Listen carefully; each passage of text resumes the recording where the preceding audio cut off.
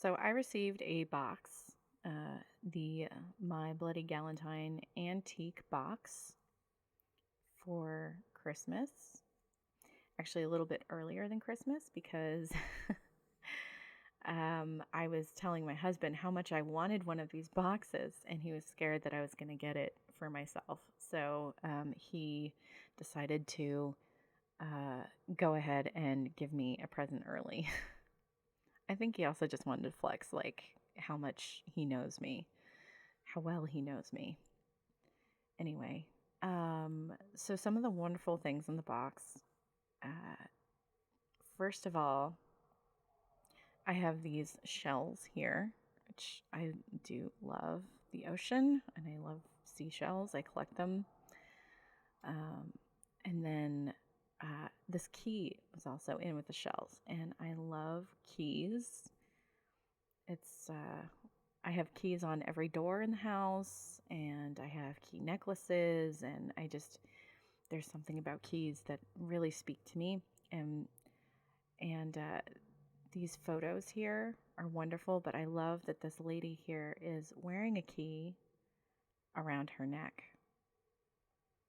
If you can see in the picture, let's try and get that up here.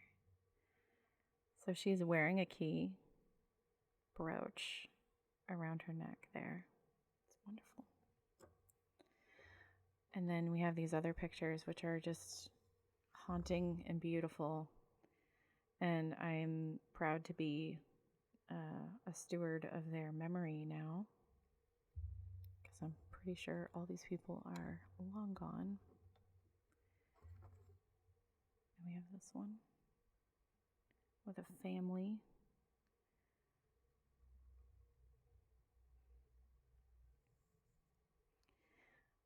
We also have a memento mori. It's a lock of hair, and it's very delicate, so I've left it in the bag.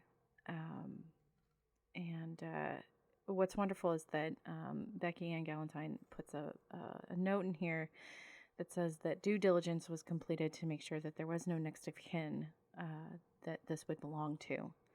So I may not be next of kin, but I'm going to be a good steward of this memento.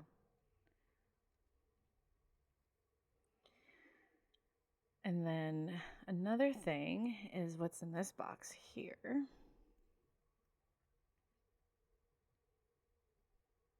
So it's a piece of curtain from the Norwich State Hospital.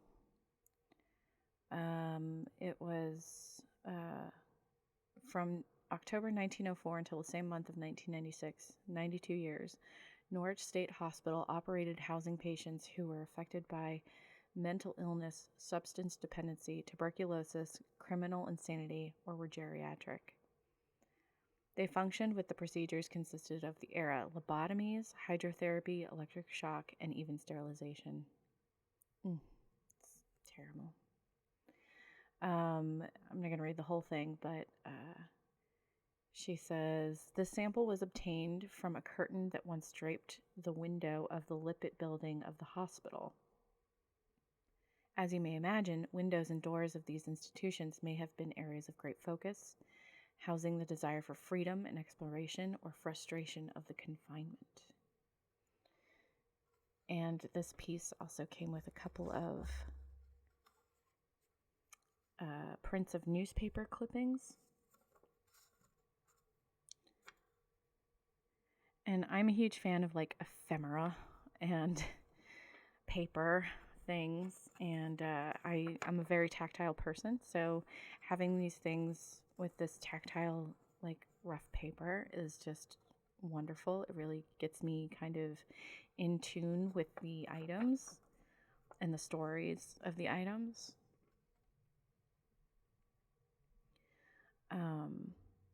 And what's interesting about this item here is I didn't know this stuff was in the house for the past week.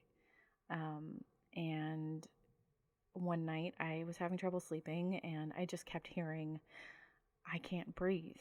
Like just the somebody's just saying, I can't breathe, for some reason just kept playing over and over in my head. So I'm wondering if that has to do with, someone with tuberculosis. Anyway, I know it's kind of sad. One of my absolute favorite items is kind of synchronistic item. I love items where I can collect writing of people.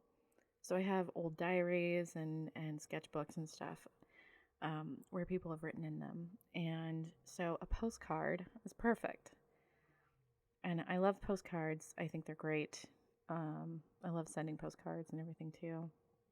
But what's interesting about this is that the last time I saw Beckie-Ann Galentine in the flesh was at Strange Escapes at Mount Washington. So I don't know if she saw our name and she slipped it in there, or if it's just pure coincidence. I don't know. But I absolutely love it. And again, it's another tactile sort of experience. And then on the back side, we have this going on. It's dated July 7th, which is one of my brother's birthdays.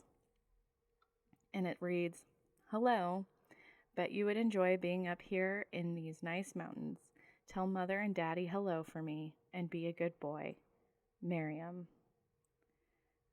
And it goes to Bobby Way, Arlington, Virginia. So there that is. What a wonderful little box. I can't recommend it enough.